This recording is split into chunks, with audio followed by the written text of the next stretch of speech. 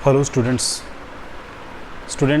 हमारा जो topic last time continue होने से रह गया था बेसिकली कुछ एक कारणों से मैं ऑनलाइन क्लासेस के बारे में थोड़ा सा टाइम नहीं निकाल पा रहा था, जिसकी वजह से आपका जो ये मिनरल्स वाला टॉपिक था ये काफ़ी दिनों तक जो है वो लटकता रहा। लेकिन मेरी अब उम्मीद यही है कि बहुत जल्दी जो है आपका ये जो सिलेबस है वो बहुत स्पीड से हम कवर अप करेंगे। और आज का जो टॉपिक है वो बहुत इजी टॉपिक है, हम इसके बारे में बहुत अच्छे से फेमिलियर हैं, बट इंडिया के रेफरेंस में तो इसको हम अच्छे से समझते हैं, परंतु जब वर्ल्ड की बात आती है तब शायद थोड़ा सा इसमें हमें परेशानी का सामना करना पड़ता है। आज हम उन सारे टॉपिक्स को कवर करेंगे जो मिनरल्स रिसोर्सेज के साथ जो हैं वो जुड़े हुए हैं।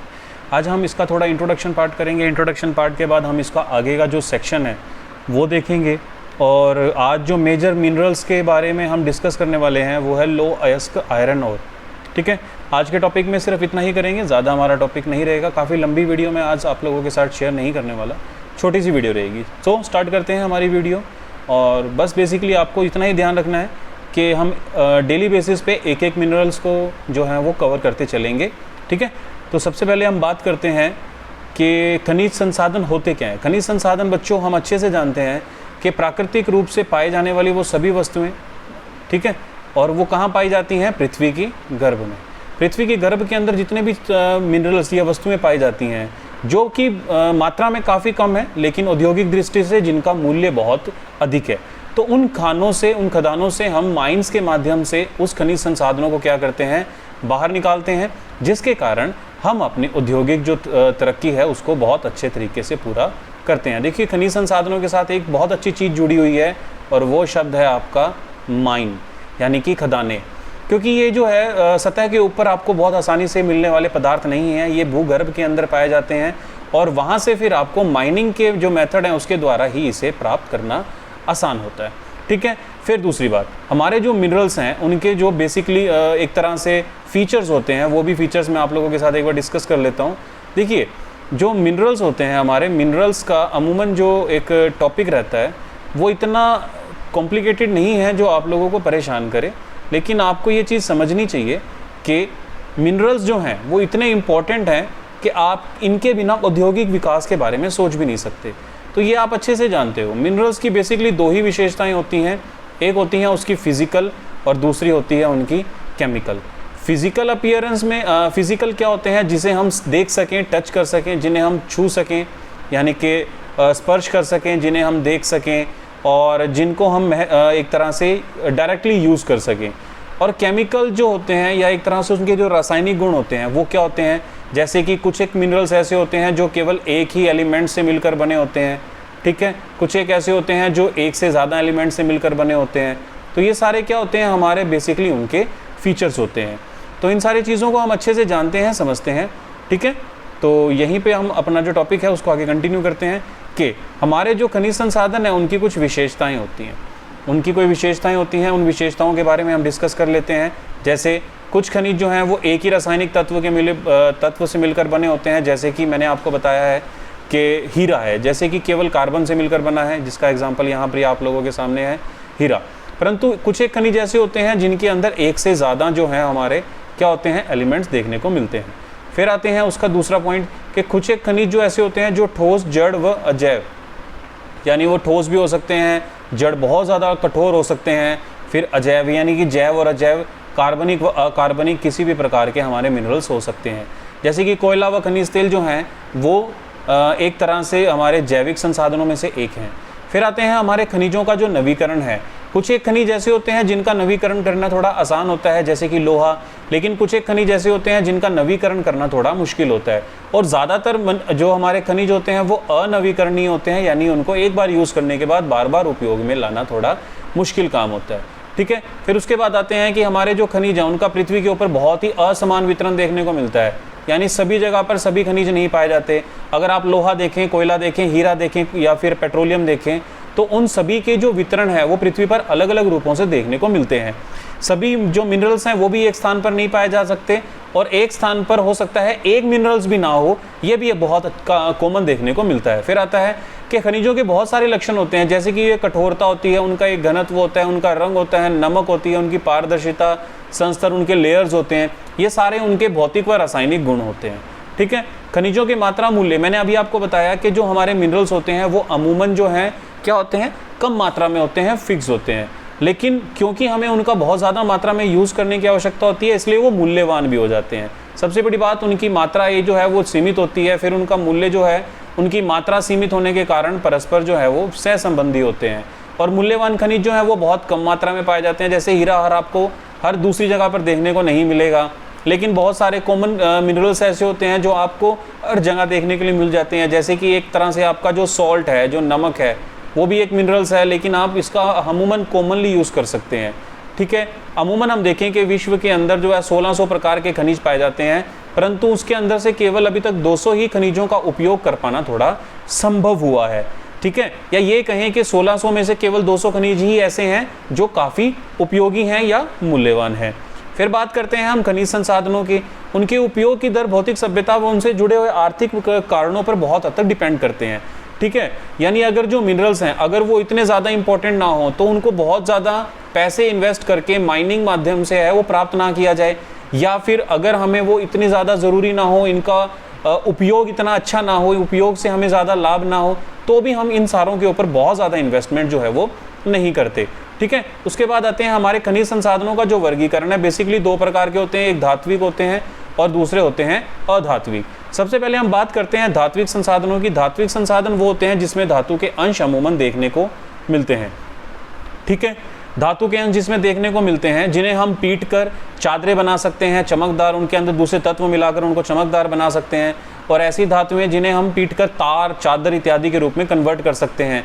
और जब हम उन्हें एक बार पीट कर या फिर उनको प्रेशराइज करके चादर बना देते हैं, तारे बना देते हैं, फिर उनसे हम किसी भी रूप के अंदर उन्हें आसानी से ढाल सकते हैं। और वो कौन कौन से हैं, जैसे लोहा है, चांदी है, सोना है, तांबा है, टिन है, एल्युमिनियम है और जस्ता, मैग्नीज, ये जो है वो सभी हमारे धात्विक खनिज के उदाहरण हैं। एक छोटा सा एग्जांपल है बेटा, जैसे गोल्ड है। गोल्ड के बारे में हम बहुत अच्छे से एक चीज़ जानते हैं कि अमूमन जो गोल्ड की फॉर्मेशन है, अगर आप प्योर गोल्ड की बात करें तो वो अमूमन जो है वो किसी भी शेप में नहीं होता, वो अनइवन होता है, ठीक है। अनइवन होने के कारण वो हम उनको जैसे भी यूज़ करते हैं, यानी हम उसको गला कर किसी भी रूप के अंदर प्रदर्शित यूज़ कर सकते हैं, ठीक है। आप लोगों ने कभी अगर सोने को गहने बनते हुए देखे हो यूट्यूब वगैरह पे या फिर डिस्कवरी वगैरह पे, तो आप ये देखेंगे कि सबसे पहला काम क्या करते हैं, सपोज़ हम किसी सुनार के पास जो हमारा ओल्ड गोल्ड है, यानी कि पुराना सोना है, अगर वो हम वहाँ पर लेकर जाते हैं तो वो क्या करता है, सबसे पहले उसे फ्लेम पर डाल देता है और उसे पिघला देता है। जब वो पिघला देता है तो वो कैसा होता है, बिल्कुल ही लिक्विड अवस्था में पहुँच जाता है।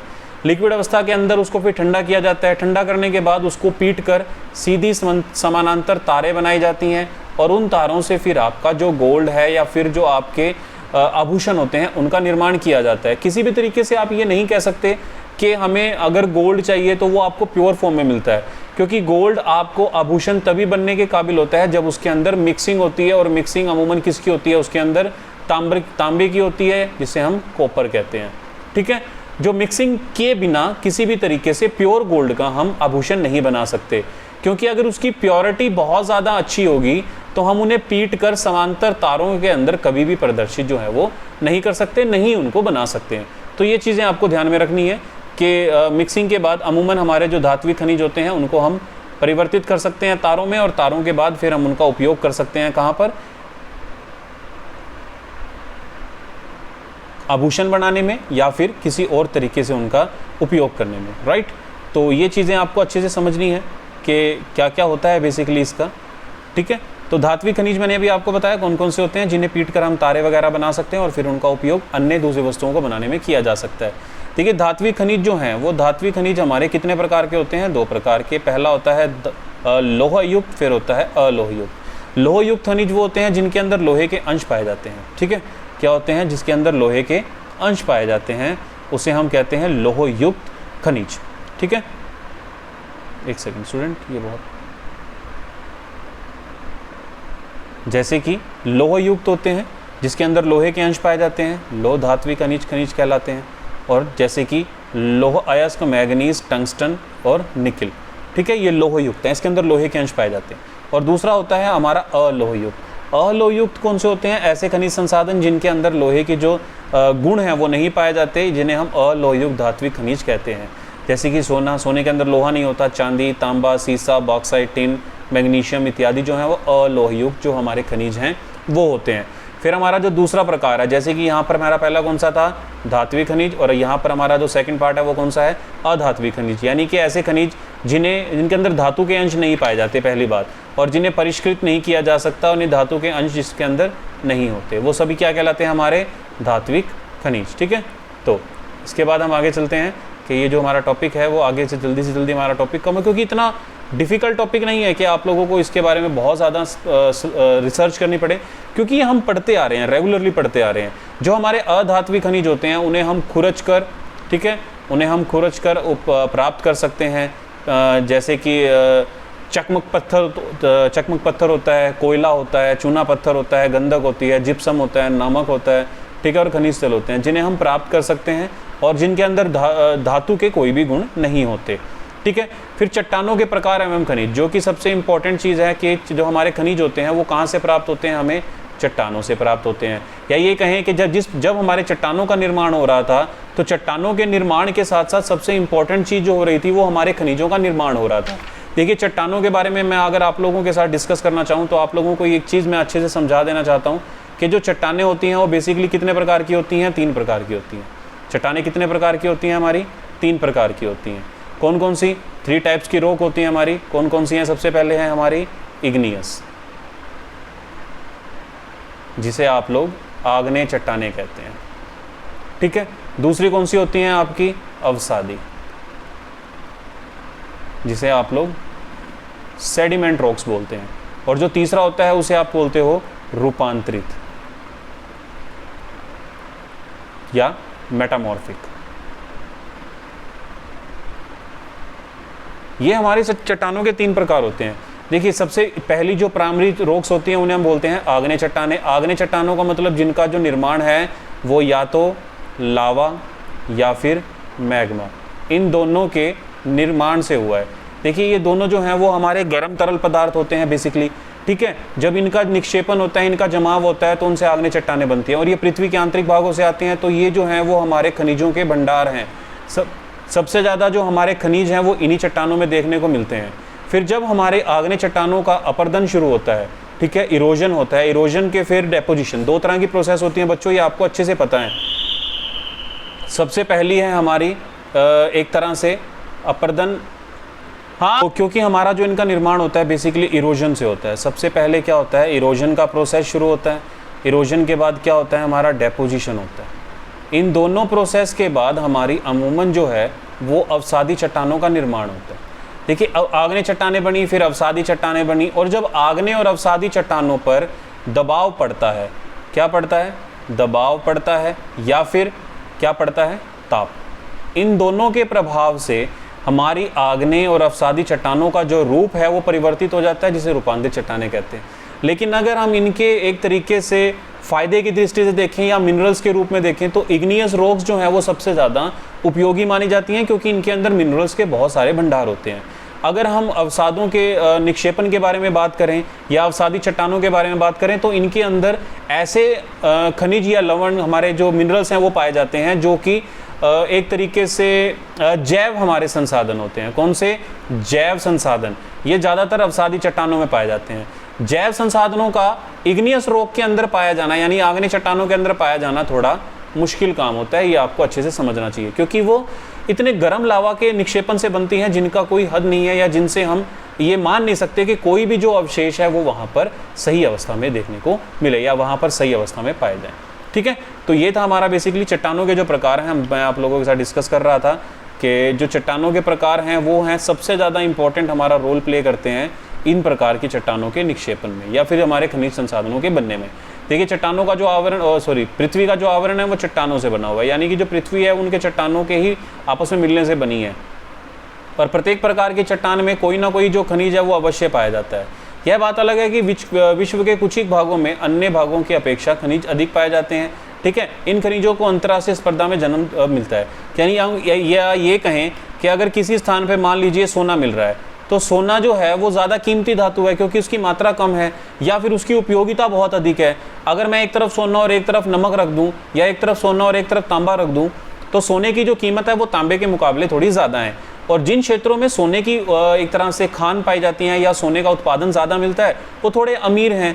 या जैसे कि एक तरह से हम मिडल ईस्ट कंट्रीज़ के बारे में बात करें तो जो हमारी मिडल ईस्ट कंट्रीज़ हैं जिसके अंदर ईरान, इराक या फिर इसे हम बोलते हैं ओपेक, एक ही वर्ड के अंदर अगर मैं बता दूं ओपेक कंट्री यानी इसकी फुल फॉर्म होती है ऑयल प्रोड्यूसिंग कंट्री ऑर्गेनाइजेशन या तरह या इसका कोऑर्डिनेशन।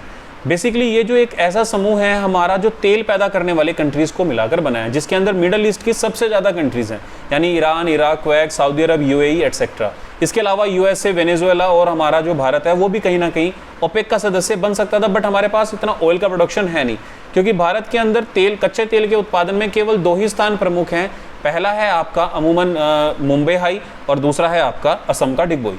ठीक है, तो यहाँ पर यही चीज़ वो बताने की कोशिश कर रहा है, जो यहाँ चीज़ अंतर्राष्ट्रीय स्पर्धा को जन्म देती है, यही चीज़ यहाँ पर डिस्कस करी जा रही है।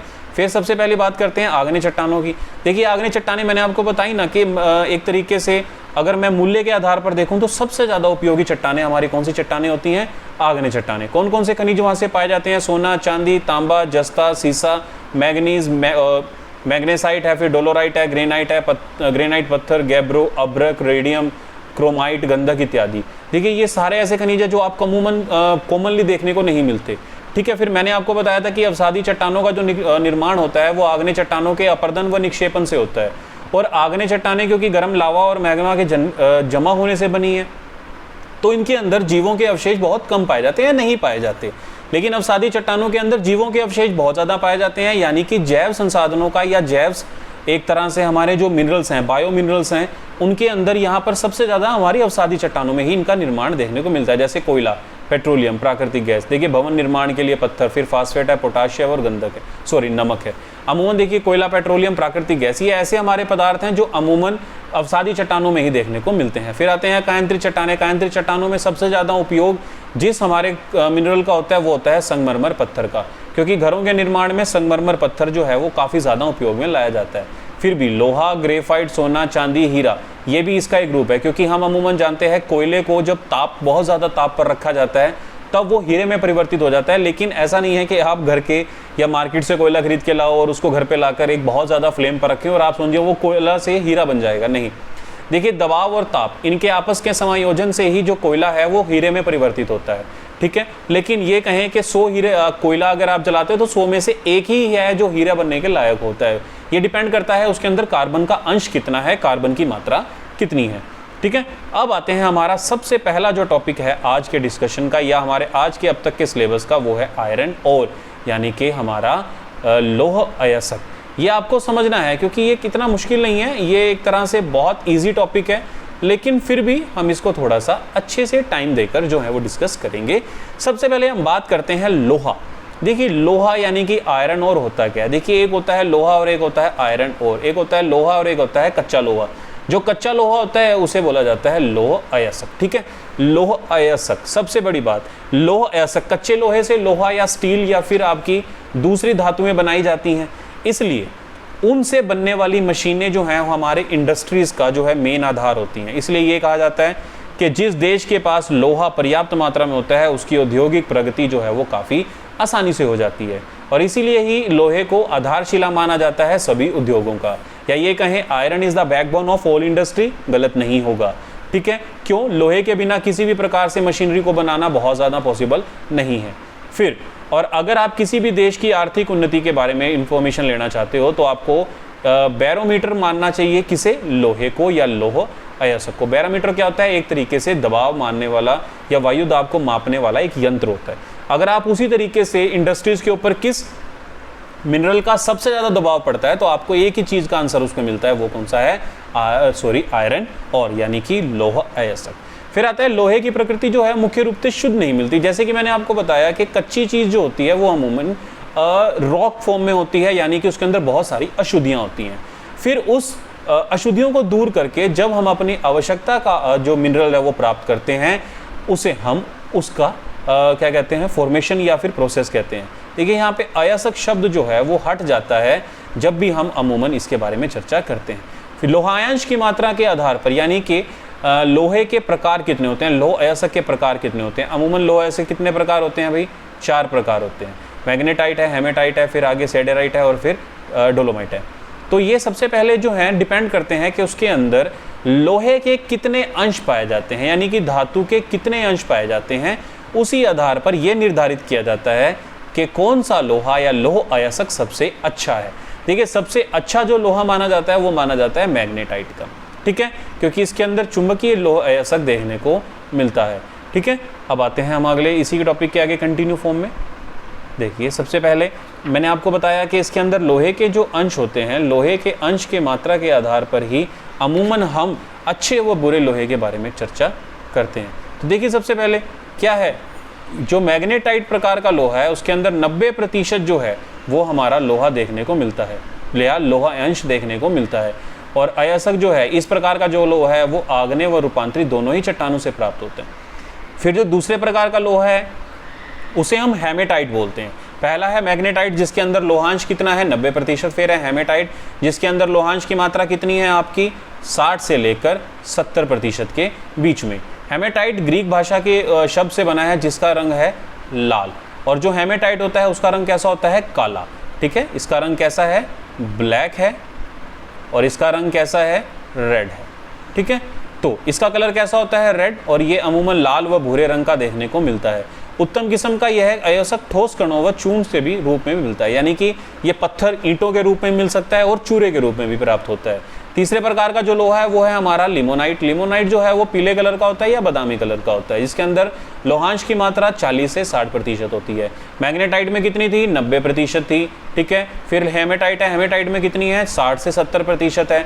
लिमोनाइट है, इसमें 40 से 60% है, और ये अवसादी चट्टानों के अंदर भी देखने को मिलता है। फिर आता है आपका सिडेराइट। सिडेराइट ये सबसे निम्न क्वालिटी का लोहा होता है जो अत्यंत अशुद्ध अवस्था में होता है, जिसको परिष्कृत करने के लिए बहुत ज़्यादा मात्रा में एनर्जी की आवश्यकता होती है, और इसके अंदर जो लोहे की मात्रा है, लोहांश की मात्रा है, वो कितनी होती है, 40% से कम। अब आते हैं लोहे का विश्व वितरण। देखिए बच्चों, एक चीज़ आपको समझनी पड़ेगी कि लोहा हो या दूसरा कोई भी खनिज हो, वो किसी भी एक देश के अंदर नहीं पाया जाता। या ये इसका एक बात मैं ये कहूँ कि वन कंट्री, अगर मैं वन कंट्री के बारे में बात करूं तो उसके अंदर भी सभी खनिज वहां पर उपलब्ध हो जाएंगे, पॉसिबल नहीं है। और जब हमारे पास किसी चीज़ की कमी होती है तभी हम दूसरे कंट्रीज़ की तरफ या दूसरे क्षेत्रों की तरफ जो है वो भागते हैं। इसी तरीके से हमारा जो इंटरनेशनल ट्रेड है वो बहुत ज़्यादा अच्छी मात्रा में डेवलप होता है। हम अमूमन जो है जो राजनीतिक संबंध होते हैं उनसे ऊपर होकर व्यापारिक संबंधों को तवज्जो देते हैं, ताकि हमारे देश की जो औद्योगिक उन्नति है या औद्योगिक विकास है वो निरंतर जारी रह सके, ठीक है। तो अब हम डिस्कस करते हैं कि किस तरीके से हमारा जो विश्व है, विश्व के अंदर लोहांश या लोहे के अयस्क के जो भंडार हैं वो किस किस अवस्था में देखने को मिलते हैं। देखिए, ये वो लिस्ट है जिसके अंदर विश्व के सबसे ज़्यादा मात्रा में कौन सा देश सबसे ज़्यादा उत्पादन करता है, किस देश में सबसे ज़्यादा या सबसे कम उत्पादन होता है, एटसेट्रा एटसेट्रा। तो देखिए, इस लिस्ट के अंदर ही एक बार देख लेते हैं, फिर उसका फुल इलेबोरेशन जो है वो आप आराम से इसको देख पाएंगे। सबसे पहला देश जो विश्व में सबसे ज़्यादा लौह अयस्क पैदा करता है, और ये अगर लाख टन में देखा जाए तो 93 लाख टन जो है, 9300 लाख टन अमूमन लौह अयस्क अकेला कौन सा, ऑस्ट्रेलिया। ऑस्ट्रेलिया के साथ क्या है कि ये एक कंट्री भी है और ये एक कॉन्टिनेंट भी है, ठीक है। तो यहाँ पर विश्व का सबसे ज़्यादा लौह अयस्क पैदा होता है, अमूमन 37%। यानी कि अगर आप इसको 37% भी याद रख पाएँ तो भी, या 1/3 भी याद रख पाएँ तो भी, आप लोगों को किसी भी तरह से कोई परेशानी नहीं होगी। दूसरा कंट्री जो विश्व में सबसे ज़्यादा लौह अयस्क उत्पादन करता है वो है आपका ब्राज़ील। देखिए, ब्राज़ील जो है वो अमूमन हमारा दक्षिणी अमेरिका का एक बहुत बड़ा देश है, और अगर मैं इसके आकार के आधार पर बताऊं तो ये विश्व का जो छठा सबसे बड़ा पांचवा सबसे बड़ा देश है Brazil, then Australia, then India. तो ये चीज़ें जो हैं वो बहुत ज़्यादा आपको ध्यान में रखनी है, क्योंकि कई बार MCQ में आ जाता है। देखिए, ब्राज़ील जो है वो दक्षिण अमेरिका का सबसे बड़ा देश है, और सबसे ज़्यादा फेमस है ये कहवे के लिए, कॉफ़ी के लिए, ठीक है। और यहाँ पर जो कॉफ़ी के बागान होते हैं उन्हें फेजेंडा के नाम से जाना जाता है, ये आप अच्छे से जानते हैं। ये छोटी छोटी चीज़ें आपको याद रखनी चाहिए। और ओवरऑल वर्ल्ड की बात करूँ तो 19.2% लौह अयस्क अकेला ब्राज़ील पैदा करता है। फिर स्थान आता है चाइना का, जो कि 3500 लाख टन जो है और कुल विश्व का 14% लोहा अयस्क पैदा करता है। भारत की बात करें तो भारत का जो स्थान है वो चौथे स्थान पर है, और 2100 लाख टन लोहा जो है भारत में सबसे ज़्यादा पैदा होता है, और 8.4% बात करें। लेकिन अगर उत्पादन की बात करें तो इस समय भारत का उत्पादन जो है वो 15% के आसपास है। एक चीज़ मैं आपको और बता दूं, भारत में विशाखापट्टनम या पाराद्वीप जो हमारे आइसलैंड हैं, या फिर जो एक तरह से बंदरगाह हैं, उन दोनों बंदरगाहों से सबसे ज़्यादा मात्रा में जो हमारा लोहा है वो किस देश को सेंड किया जाता है या भेजा जाता है, वो देश है हमारा जापान। उसके बाद आता है रूस। देखिए रूस जो है, मैंने आपको बताया कि एक ऐसा कंट्री है जो दो कॉन्टिनेंट में है, एक तरफ है आपका एशिया और दूसरी तरफ है आपका यूरोप, इसलिए इसे यूरेशिया के नाम से जाना जाता है। ये इकलौता ऐसा देश है जो कि एक तरह से लौह अयस्क उत्पादन करने में यूरोप का बहुत बड़ा महत्वपूर्ण देश के रूप में जाना जाता है। फिर आता है दक्षिण अफ्रीका। अफ्रीका के अंदर दूसरे कंट्रीज भी हैं, लेकिन दक्षिण अफ्रीका जो अलग से कंट्री है, वहाँ पर विश्व का अमूमन जो है 7वें या 8वें नंबर का जो लोहा उत्पादन किया जाता है, जिसकी कुल मात्रा 3% के आसपास है। फिर आता है यूक्रेन, जो कि रूस से ही अलग होने वाला एक कंट्री है। तो रूस और अगर हम यूक्रेन को जोड़ें तो अमूमन जो है इनका उत्पादन जो है देखा जाए तो 7% के आसपास हो जाता है। And then Canada, and then USA, Kazakhstan और अन्य देश। इस तरह से देखें तो हमारे विश्व के जो प्रमुख देश हैं जो कि लोहा उत्पादन करने में अग्रणी हैं। चलिए बच्चों, सबसे पहले बात करते हैं विश्व का सबसे ज़्यादा लोहा उत्पादन करने वाला जो हमारा कंट्री है वो कौन सा है? ऑस्ट्रेलिया। जस्ट हमने अभी देखा था कि किस तरीके से विश्व में सबसे ज़्यादा अकेले 37% के आसपास जो लोहा है अकेला ऑस्ट्रेलिया पैदा करता है, ठीक है। और लाख करोड़ टन जो है वो, अगर आप लोगों को ध्यान ना रह सके तब भी आप लोगों को कोई ज़्यादा परेशानी समझने की ज़रूरत नहीं है, लेकिन हाँ, आप परसेंटेज वाला डेटा जो है वो कोशिश करना कि आपको याद रहे, ठीक है। और ये विश्व का सबसे बड़ा देश है या महाद्वीप है, हम अच्छे से जानते हैं। इसके अलावा कौन कौन से स्थान ऐसे हैं जो यहाँ पर सबसे ज़्यादा उपयोगी हैं या एक तरह से इंपॉर्टेंट है आयरन और प्रोडक्शन में? सबसे पहला है पिल्हारा, फिर है हेम्सले, फिर है दक्षिणी डॉन्सबर्गी इत्यादि, फिर है माउंट्स गोल्ड्सवर्दी, माउंट्स टाउनसेंड, माउंट्स न्यून एंड टेलिंग्स पीक, उसके बाद है कुलांकुआ एटसेट्रा एटसेट्रा। देखिए जापान ऑस्ट्रेलिया से लौह अयस्क का प्रमुख आयातक है। आप एक चीज़ समझेंगे कि जो लौह अयस्क का आयात करता है, अपने पास मंगवाने वाला जो विश्व का सबसे बड़ा देश है वो कौन सा है? जापान। या ये कहें कि विश्व का सबसे बड़ा जो आयातक देश है लौह अयस्क का वो जापान है, क्योंकि जापान जो है उसके पास अपना रिसोर्सेस जो है इतने अच्छी मात्रा में नहीं है, लेकिन वो क्या करता है, बाहर की कंट्री से मंगवा कर और अपनी टेक्नोलॉजी के बेस पर सबसे ज़्यादा मात्रा में इंडस्ट्रियल डेवलपमेंट को प्रमोट करता है। फिर जो सेकंड कंट्री था वो था ब्राज़ील। देखिए मैंने आपको जस्ट बताया था कि 1960 में अमूमन जो है वो इतना अच्छा देश नहीं था, क्योंकि दक्षिण अमेरिका और जो हमारे अफ्रीका महाद्वीप हैं, इन दोनों को हम तीसरी दुनिया के महाद्वीपों या देशों के रूप में जानते हैं, जिनका विकास का जो स्तर है वो अभी इतने अच्छा नहीं है। लेकिन फिर भी 1960 से लेकर अब 2020 या 2010 तक अमूमन जो है वो जो ब्राज़ील है वो अब 10वें स्थान पर था, लेकिन अब जो है वो विश्व का दूसरा सबसे बड़ा उत्पादक देश बन गया है, ठीक है। फिर आते हैं, क्योंकि ये बहुत अच्छी क्वालिटी यानी मैग्नेटाइट प्रकार का जो लोहा है वो यहाँ पर सबसे ज़्यादा मात्रा में पाया जाता है। इस लोहे की जो विदेशों में मांग है वो बहुत ज़्यादा है। जितना प्रोडक्शन ये करता है उससे ज़्यादा यानी 90% के आसपास तो वो दूसरे देशों को एक्सपोर्ट ही कर देता है, ठीक है। लेकिन वो कौन कौन से स्थान है जहाँ पर ये सबसे ज़्यादा मात्रा में पाया जाता है? वो है विनास जेरास। अमूमन जो है वो ब्राज़ील का सबसे प्रमुख राज्य है लौह अयस्क को उत्पादित करने में। इसके अलावा में इताबिरा है, फिर पराना है, फिर सांता कैराइन है, ठीक है, जहाँ पर हेमेटाइट प्रकार का लोहा देखने को मिलता है, ठीक है। इनके साथ साथ आप लोगों को ये चीज़ अच्छे से समझनी चाहिए कि कंट्रीज़ के जो नाम होते हैं वो आप एग्जैक्टली याद रखें, कोशिश करें वो आपसे मिसप्लेस ना हो या वो आपके ध्यान से ना भटकें, क्योंकि अगर आप वहाँ पर भी सीक्वेंस मेंटेन कर लेते हो तो भी आपको कोई खास ज़्यादा परेशानी नहीं होती। हाँ, उसके अंदर का जो एक दो कंट्रीज़ हैं या फिर जो प्लेसेस हैं, मेजर प्लेसेस हैं, वो एक एक दो आप याद रखें ताकि आपको आंसर राइटिंग के अंदर समस्या ना हो। हाँ, एक चीज़ मैं आपको ज़रूर कहूँगा कि आपको आंसर राइटिंग में परसेंटेज का ज़रूर मेंशन डालना चाहिए। अगर आप परसेंटेज याद नहीं रख सकते तो जैसे हम कहते हैं ना कि आधा भाग या फिर 1/3 भाग या फिर 1/4 भाग या फिर 2/3 भाग अमूमन ये पैदा करता है। इस तरह की चीज़ें भी अगर आप मैच करके रखें तो बहुत अच्छी होती है। देखिए मैंने आपको बताया था कि 90% जो है वो निर्यात कर देता है। ब्राज़ील तो बाहर भेजता है, लेकिन जो दूसरी कंट्रीज़ हैं वो उसका आयात करती हैं। फिर आता है चाइना, जो कि विश्व का 14% अकेला लोहा पैदा करता है और एशिया का सबसे पहला देश है या सबसे नंबर 1 देश है जो कि लोह अयस्क पैदा करता है, ठीक है। अमूमन जो है वो 40% लोहा। देखिए चाइना का जो डेवलपमेंट स्कोप है उसको हम अच्छे से जानते हैं। जितना यहाँ पर ये प्रोड्यूस करता है आयरन और उससे ज़्यादा का वो कंजम्पशन अपने ही कंट्री के अंदर कर लेता है, और उसको बाहर के कंट्रीज़ के अंदर जो लोहा वो भेजता है वो बहुत ज़्यादा अच्छी क्वालिटी का नहीं होता। देखिए यहाँ पर जो 40% लोहा जो है वो अमूमन लिमोनाइट है और कुछ लोहा यहाँ पर मैग्नाइट प्रकार का भी देखने को मिलता है। यहाँ पे जो बहुत दूर दूर के एरियाज़ हैं यहाँ पर वहीं से ही आयरन और निकाला जाता है, लेकिन यहाँ पे मोड ऑफ ट्रांसपोर्टेशन इतने अच्छे तरीके से डेवलप किए हैं जिसके चलते वो दूर दूर के राज्यों से या स्थानों से जो लोहा है वो अपनी इंडस्ट्रीज तक ले आता है, ठीक है। और वो मेजर इंडस्ट्रीज कौन कौन सी हैं जहाँ पर ये सबसे ज़्यादा मात्रा में इनका यूज़ करता है? सबसे पहले बात करते हैं कि भंडार कहाँ पर है। देखिए दक्षिणी मंचूरिया जो है वहाँ पर चाइना के सबसे ज़्यादा भंडार देखने को अमूमन मिलते हैं। फिर आता है मुगदेन के पास, फिर है अनाशान चांगलिंग, फिर ठीक है। और उल्लेखनीय उत्पादकों में जो हैनान है, फिर हैनान द्वीप है, चारहार है, होनान है, और तांगशुई की अंतरीप है, होकांगकू है और मंगोलिया है। ये मुख्य क्षेत्र हैं जो कि उत्पादित करते हैं चाइना के सबसे ज़्यादा मात्रा में लौह अयस्क को, ठीक है। फिर आते हैं भारत के बारे में। भारत जो है विश्व का चौथा सबसे ज़्यादा लौह उत्पादित करने वाला देश है, जिसके प्रतिशत जो है वो 8% के आसपास है, ठीक है। और इसका अनुमान है कि विश्व के कुल लौह उत्पादन का अकेला 15% जो है वो भारत ही उत्पादित करता है। इस दौरान मुख्य तौर पे जो भारत का अमूमन लोहा उत्पादित करने वाले क्षेत्र हैं वो उनमें झारखंड, ठीक है, छत्तीसगढ़ और उड़ीसा है, ठीक है। इसके अलावा कुछ एक गौण राज्य हैं जिसके अंदर कर्नाटक, गोवा, महाराष्ट्र और आंध्र प्रदेश है। झारखंड, उड़ीसा, छत्तीसगढ़, फिर गोवा, महाराष्ट्र, आंध्रा, तमिलनाडु एटसेट्रा एटसेट्रा, ठीक है।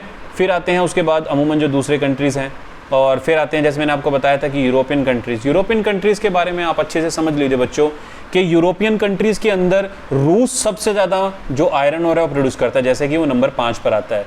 अकेला 4% जो है रूस पैदा करता है। और मैंने आपको बताया था कि रूस के साथ अगर हम यूक्रेन को जोड़ दें तो इनकी टोटल जो स्ट्रेंथ है वो अराउंड 7% के आसपास हो जाती है, ठीक है, 7% अमूमन। क्योंकि ये जो है 1991 से पहले यूक्रेन जो है वो रूस का बहुत इंपॉर्टेंट हिस्सा था, लेकिन अब उनका विभाजन हो गया तो हम मान सकते हैं। अगर हम रूस की बात करें तो यूराल पर्वत जो है वहाँ के क्षेत्र से विश्व का मतलब रूस का सबसे ज़्यादा लोहा उत्पादित किया जाता है। फिर है ये केंटरबर्ग है, फिर निडानी है, फिर तागिल है, ठीक है। ये वो मुख्य क्षेत्र हैं जहाँ से रूस में लोहा अयस्क पैदा किया जाता है। यूक्रेन यूरोप का महत्वपूर्ण लोह उत्पादक देश बन गया है। विश्व का 2.5% लोहा जो है वो अकेला यहीं से पैदा करता है। फिर ठीक है, इसके अंदर जो लोहा उत्पादित होता है वो मैग्नेटाइट का है या हेमेटाइट का है। आप अपनी आंसर राइटिंग के अंदर सबसे पहले तो वो सीरीज याद रखें, किस कंट्री के अंदर सबसे ज़्यादा की, फिर उसके बाद second, then third, then fourth, then fifth, then six, ये आपको याद रखना है। फिर परसेंटेज को याद रखना है। परसेंटेज के साथ अगर आप ये याद रख सकें, मैंने आपको बताया कि वो कितने 1/3 है या फिर 2/3 है, इस तरह की लाइंस। फिर आपको ये भी ज़रूर उसके अंदर लिखना है कि उस कंट्री का जो औद्योगिक विकास है वो किस स्तर का है। अगर औद्योगिक विकास उनका अपना बड़े अच्छे स्तर पे है तो स्वयं जितना भी वो पैदा करेंगे उनसे ज़्यादा का वो खुद ही कंज्यूम कर लेंगे। अगर वहाँ पर लोहे की मात्रा कम पाई जाती है तो बाहर से मंगवाएंगे, लेकिन औद्योगिक विकास को जारी रखेंगे। फिर एक एक दो मेजर जो लोकेशंस है वो आपको समझनी है। उससे पहले आपको ये ज़रूर लिखना है कि यहाँ पर सभी प्रकार का लोहा उत्पादित किया जाता है, लेकिन कुछ एक कंट्रीज़ ऐसे हैं, जैसे मान लीजिए आप यूक्रेन की बात करते हैं तो मैग्नेटाइट जो कि उत्तम किस्म का लोहा है वहाँ पर पाया जाता है, ठीक है। तो ये सब सारी चीज़ें हैं। फिर उसके बाद देखिए डोनबास जो कोयला क्षेत्र है वो यहाँ से 400 किलोमीटर की दूरी पर है। 400 किलोमीटर की दूरी पर जब कोयला उत्पादित है तो इसका मतलब इससे बनने वाली इंडस्ट्रीज़ भी बहुत आसानी से फिर यहाँ पर लगाई जा सकती हैं, ठीक है। कुर्क मैग्नेटिक अनामली ये KMA के नाम से है। फिर कर्च अंतरीप है। ये मुख्य क्षेत्र हैं जहाँ पर सबसे ज़्यादा मात्रा में ये जो हमारा कोयला है या लोहा उत्पादित है वो किया जाता है। फिर रूस में, हमारे यूरोप में ही स्वीडन है। स्वीडन के अंदर भी बहुत सारी खाने हैं अमूमन जो कि उच्च क्वालिटी का लोहा उत्पादित करती हैं, लेकिन इतनी ज़्यादा मात्रा में नहीं। अगर इसका परसेंट देखें तो वो पूरे विश्व के 1% से भी कम है। एंड देन फ्रांस आता है, एंड देन ग्रेट ब्रिटेन है। देखिए ये चीज़ आपको समझनी पड़ेगी कि ग्रेट ब्रिटेन यानी कि UK हमारा ऐसा था जहाँ की विश्व में सबसे पहले औद्योगिक क्रांति आई थी। और जहाँ पे औद्योगिक क्रांति होगी यानी वहाँ पर मशीनों का बहुत ज़्यादा उपयोग होगा। मशीनों का कच्चा माल तैयार करना, सब डिवीज़न तैयार करना, उसकी छोटी मशीनें तैयार करना, ये सारी चीज़ें हम तैयार करेंगे जब हमारे पास लोहा अयस्क अच्छा होगा या ज़्यादा मात्रा में पाया जाएगा, ठीक है। एक चीज़ और, अगर मैंने आपको बताया अगर किसी देश की औद्योगिक जो स्थिति है वो बहुत अच्छी है तो इसका मतलब आपको ये भी चीज़ समझनी पड़ेगी कि वो जितना भी लोहा पैदा करेंगे उनसे ज़्यादा का तो वो खुद ही कंजम्पशन करेंगे, ठीक है। वो जितना भी लोहा पैदा करता है और अपने लोहे की ज़रूरतों का 2/3 भाग ही पैदा करता है, शेष भाग उसे आयात करना पड़ता है। और मुख्य क्षेत्र कौन से हैं इसके अंदर? उत्तर पश्चिमी इंग्लैंड है जिसके अंदर नॉर्थर्बर्नलैंड आता है या कम्बरलैंड आता है। फिर क्वींसलैंड की पहाड़ियाँ आती हैं, स्टेफोर्डशायर है, स्टॉकलैंड है और एडिनबरा है, फिर बर्गिंगम है और रटलैंड है। ये मुख्य क्षेत्र हैं। फिर इसके अलावा जर्मनी आता है, रोडजेनर रीजन के मुख्य क्षेत्र स्पेन है, ठीक है, ये अदरवाइज हैं। उसके बाद आता है यूएसए। देखिए एक तरह से विकास की दृष्टि से यूएसए का कोई तोड़ नहीं है, लेकिन अगर हम लौह अयस्क की बात करें या लौह अयस्क की अवेलेबिलिटी की बात करें तो कुछ एक स्थानों को छोड़ वहाँ पर लौह अयस्क इतनी ज़्यादा मात्रा में नहीं है। वो कौन कौन से स्थान है? सबसे पहले सुपीरियर लेक है, फिर दक्षिणी अपलेशियन है, फिर उत्तर पूर्वी क्षेत्र है और फिर पश्चिमी क्षेत्र है। देखिए सुपीरियर लेक के आसपास जो है मनोमनी है, फिर आपकी बर्लिन है, स्यूमा है, फिर गोगेगिक है, फिर मार्केटिक है, ठीक है। जल यातायात बहुत अच्छे से विकसित है। और मेसाबी रेंज जो आपको कभी नहीं भूलना, सुपीरियर लेक के पास मेसाबी रेंज, जैसे कि हमारी अरावली रेंज है वैसे ही वहाँ पर मेसाबी रेंज है। और ऐसे रेंज के अंदर हमारा लौह अयस्क यूएसए का सबसे ज़्यादा पैदा होता है।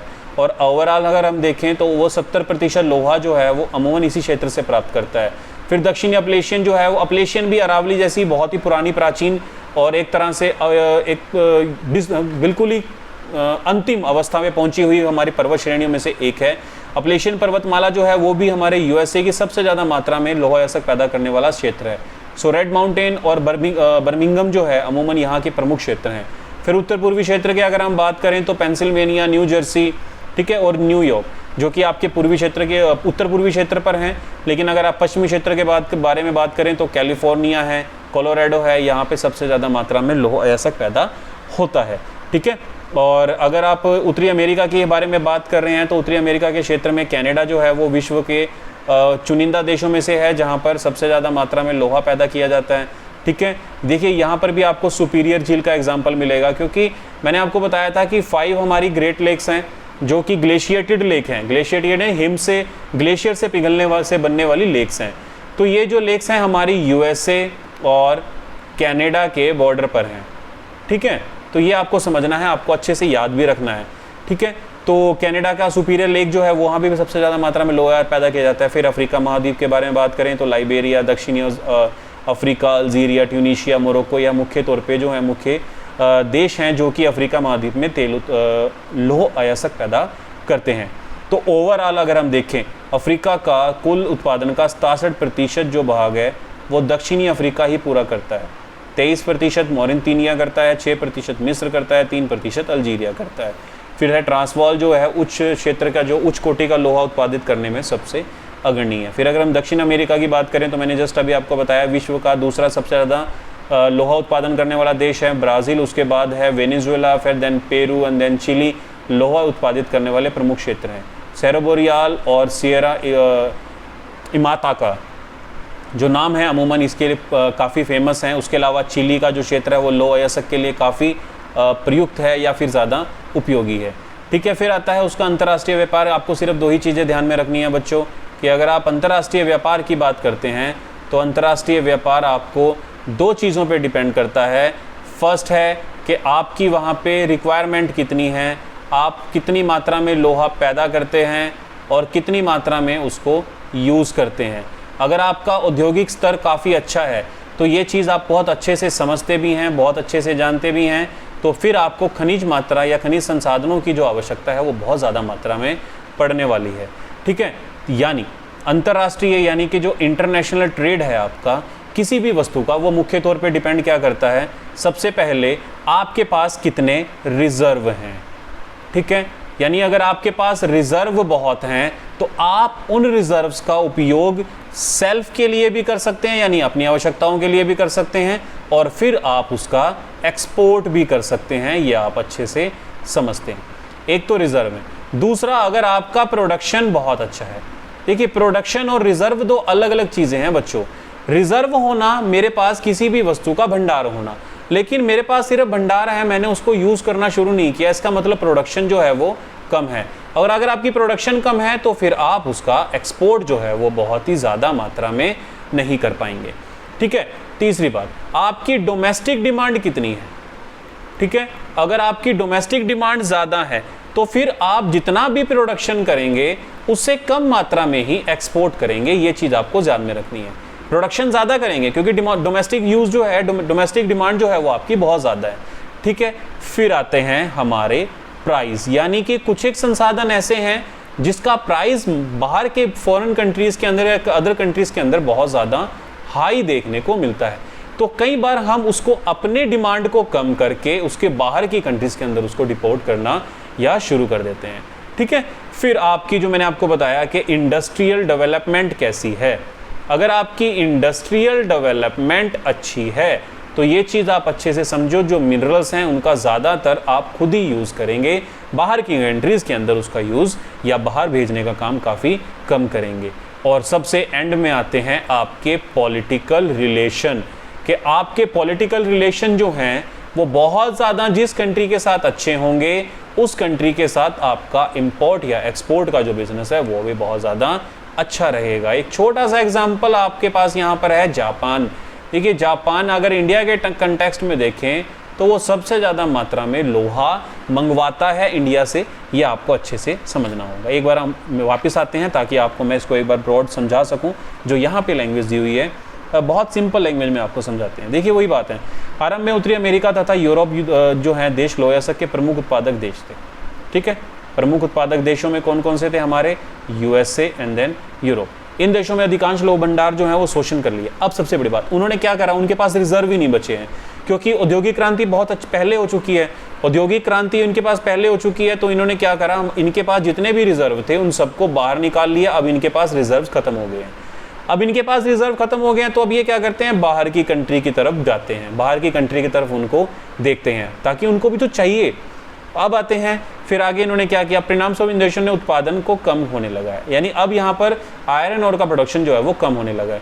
लेकिन इंडिया जैसा कंट्री जिसके अंदर बहुत बाद के अंदर डेवलपमेंट शुरू हुआ और उसके पास रिजर्व जो है वो भी अभी बहुत ज़्यादा मात्रा में है, तो अब वो धीरे धीरे अपना कर रहा है। जैसे कि दक्षिण अमेरिका और दक्षिण अफ्रीका कॉन्टिनेंट, ये देश ऐसे देश हैं जो तीसरी दुनिया के देश हैं, यानी इनके पास मिनरल्स तो बहुत हैं, लेकिन जो इनका एक तरह से इंडस्ट्रियल डेवलपमेंट है वो बहुत अच्छे तरीके से नहीं हुआ।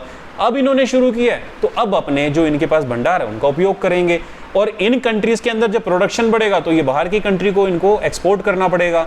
एक्सपोर्ट करेंगे तो फिर कंट्री के अंदर करेंसी आएगी, डेवलपमेंट में और ज़्यादा साथ होगी। आपको ये छोटी छोटी चीज़ें इसके अंदर याद रखनी है, तो यही चीज़ें आपको बहुत अच्छे तरीके से समझाएंगी।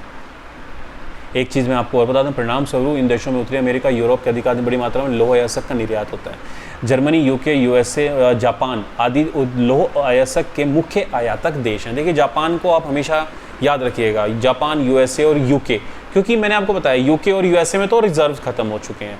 अगर वहाँ पर रिजर्व्स खत्म हो चुके हैं तो अब उनको बाहर के कंट्री से मंगवाना पड़ता है, और जिनके पास रिजर्व हैं वो बाहर के कंट्रीज़ के अंदर उन्हें सेंड करना शुरू करते हैं। So this is all about बच्चों, हमारा लौह अयस्क का टॉपिक काफ़ी इजी है, आप लोगों को ज़्यादा परेशानी होने की ज़रूरत नहीं है, ना ही ज़्यादा आपको सोचने की ज़रूरत है। सिर्फ इसे एक बार अच्छे से रीड करना, अगर कोई डाउट है तो हम इसको बहुत अच्छे से डिस्कस करेंगे। टिल देन हम मिलते हैं अपने नेक्स्ट क्लास में। Thank you so much.